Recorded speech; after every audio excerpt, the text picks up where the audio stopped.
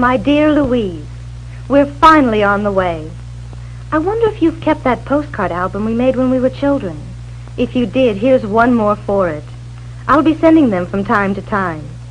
Take care of everything, and don't forget to water all my plants. I hope you found the stove shut off. I worried all the way, even though Arthur said he saw me check it just before we left. The children say to give the dog a kiss.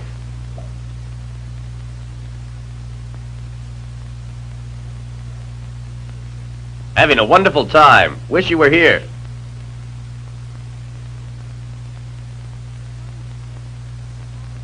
We find we save a lot by buying bread and lunch meat that we eat along the way. Water we carry in a canvas bag that hangs across the bumper where the wind cools it and keeps it fresh. We keep a can for the kids to go to the bathroom in, or else we stop somewhere along the road and let them run around behind a tree. We sleep at tourist cabins when they're cheap. If not, we put the children in the car and sleep outside ourselves. And if it rains in the night, we all huddle up together and steam the windows up with telling stories. We like to travel. It's an education.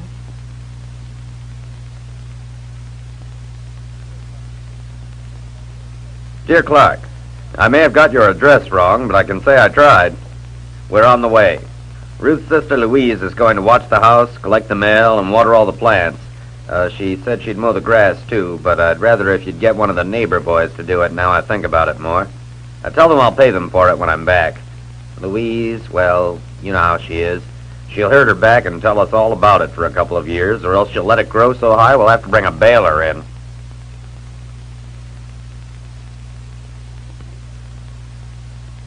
We've one of those air conditioners you buy that fasten in the window full of ice.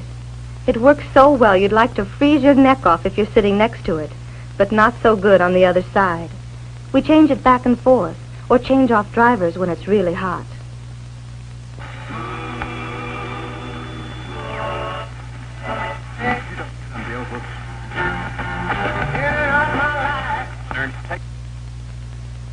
I must admit that sometimes there are minutes when I am very homesick for the house. It comes on me when I am least expecting, right in the middle of a laugh sometimes.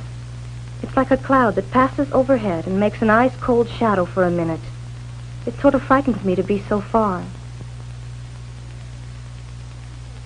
Believe it or not, we saw some folks from home the other day when we were stopped for gas. I knew the man's face right away.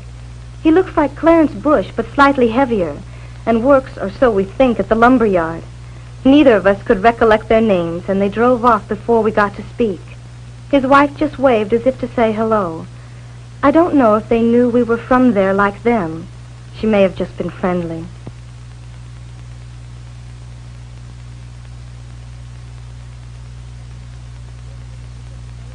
If this looks jiggly, it's because the road is awful and I'm riding on my knee. I wanted you to know that everything is well except the children, who get sick from reading comics as we ride along. With everything there is to look at, you'd think they'd take an interest in the trip, but no, they'd rather stare at comic books until they're green around the gills.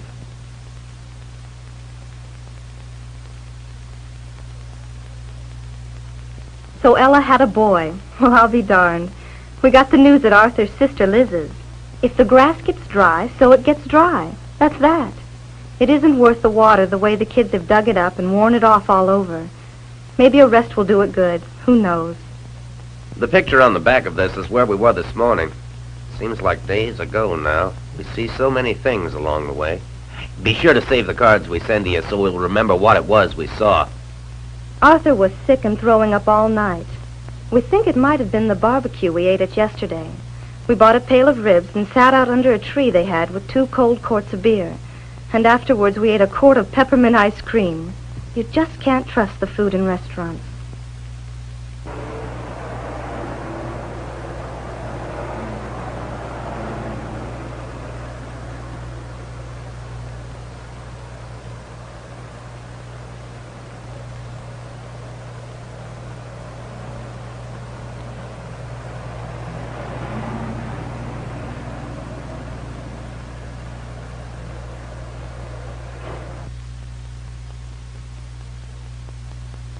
Frogs on the road tonight.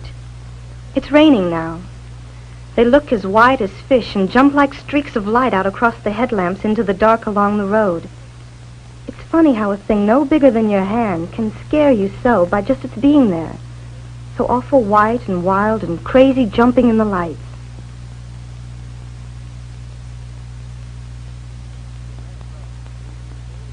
We ran across some old friends of ours from back in times we'd most forgotten. They live here in a beautiful location overlooking everything.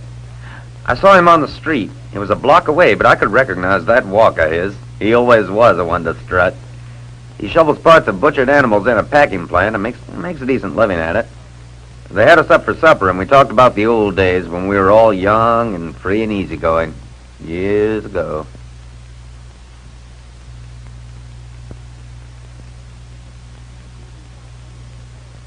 The children saw a turtle on the road and fussed so loud that we had to turn around and pick it up for them. It's in a box in the trunk right now and probably suffocated from the heat. I guess we'll keep it for a while and set it free somewhere. It usually goes that way with them. They like to catch the thing and then make something big of freeing it.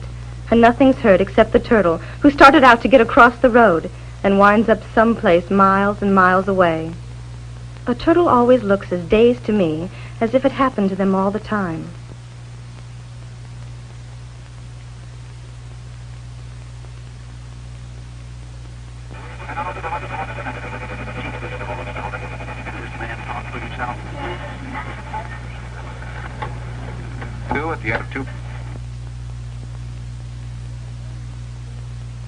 We have grown used to being in the car together, close enough to touch each other and yet not speaking. Each of us is thinking of something else, and we are very still day in, day out. We seem to take no stock in what each other has to say at all. We ride along together miles apart.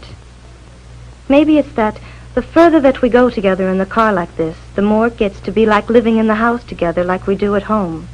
It's funny. We stopped to see your cousin like you asked. She didn't know us till we told her who we were. Father came with us, as I think you know. The older that he gets, the older are the things he thinks about. We hurry him along the way to keep him up with us, but he is always letting go our hands and stopping, looking back, the way a dog looks back, as if it knew it had somehow forgotten where it started out to go. We wish at times those people that he knew from places that he knew or says he knew would come to him one night with open arms and take him back across the years with them. We keep him clean and ready for that hour.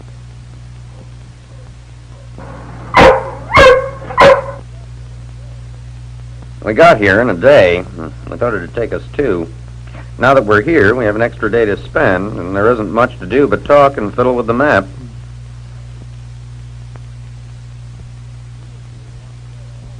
The people you meet along the way are all friendly as neighbors. Why, just yesterday, a man with a limp so bad he had to lean against the fender just to stand came by and tried to help me fix a flat we'd had. I could have fixed it quicker by myself, but it was nice enough of him to stop.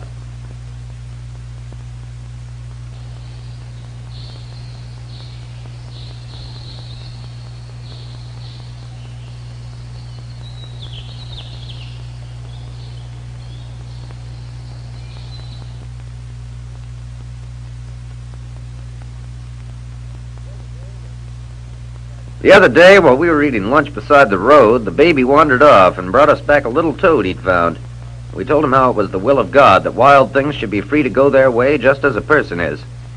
He let it go and said he understood. But later on, when we were packing up the car to go, I found it swimming in the lemonade. I thought we ought to stop and go to church the other Sunday, so we picked a town and dressed up in the car, all knees and elbows, and picked a pretty little church just right beside the road. But everyone stared so hard at us when we came in, I thought I'd die. The preacher even stopped his sermon right in the middle to take a gander at us. We'll never go through that again if I have anything to say. You can't imagine.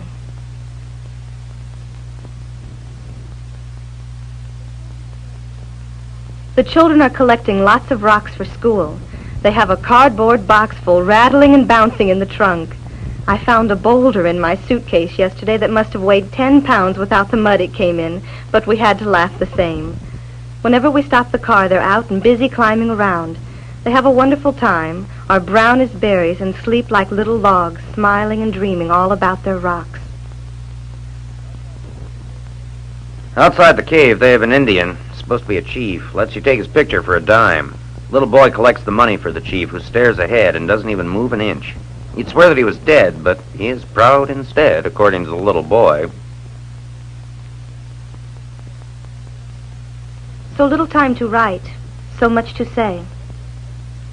They've got a regular leghorn chicken here that someone's taught to bat a little ball for a quarter. And they have a tub of snakes so thick they make you sick, and squirrels and little Ferris wheels.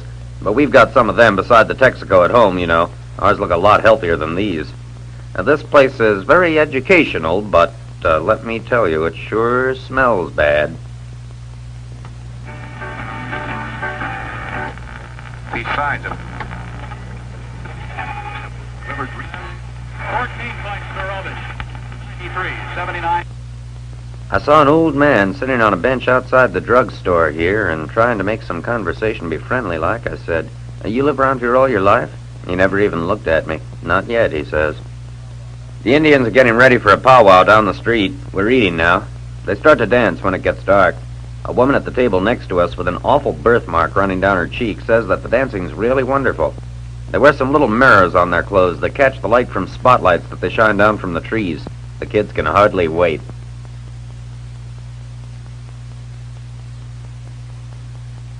Having a fine time. We'll be seeing you. Tell Lily that the cabin where we stayed was where the author, John P. Marquand, stayed when he was here. They have his photograph hung over the bed. And tell her also that she ought to take a week off from the library and get some sun and fresh air for a change. I never was much of a one with words, so you'll forgive me if this isn't right. We stopped at Aunt Marie's and got the news from Sissy's letter. It was sure a shock. I hope you'll trust in God to get you through these awful hours.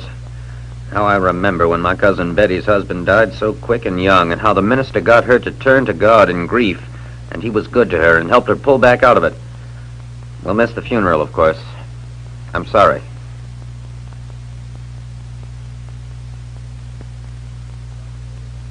There's something about the way the land lays here that's sort of eerie, and its color's bad.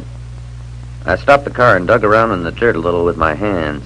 It's dry and coarse as a broken brick. Nothing would grow in it, but nobody tries it anyway, I guess.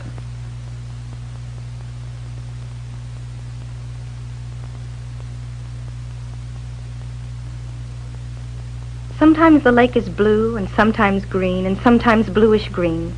I like to sit and watch it change. I haven't got a care in the world when I am gawking at a lake.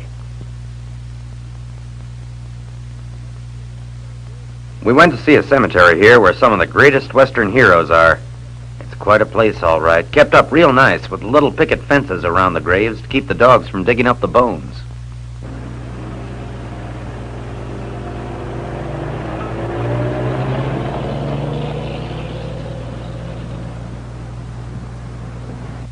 The road was terrible icy getting here.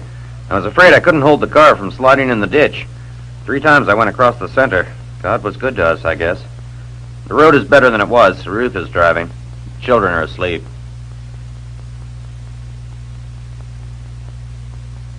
I had a dream the other night that you were waiting for us when we finally got to California.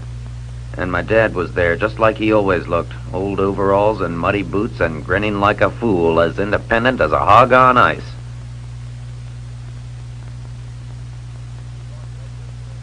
We bought a redwood burl for you and mailed it out today. You ought to get it soon, a week or so behind this postal card. It has a picture of an Indian painted on it, but you can scrape it off if you want to. It's cool and foggy here, and lightning storms are setting lots of fires up in the mountains, so we can't go places we wanted to. Well, that's how it goes. We can have a good time doing what we do. You ought to see the skimpy swimming suits the gals out here are wearing nowadays. Arthur pretends he hasn't noticed them. He says he's too old for such. Ha, ha.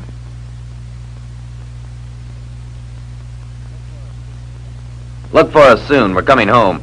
We bought a lot of postcards that we didn't mail. We'll have to show you folks some evening. Ruth says she's going to mount them in a book so that we can look through now and again. I think that it'll be real nice for us and for the children when they're older. Must close. We'll see you in the funny papers.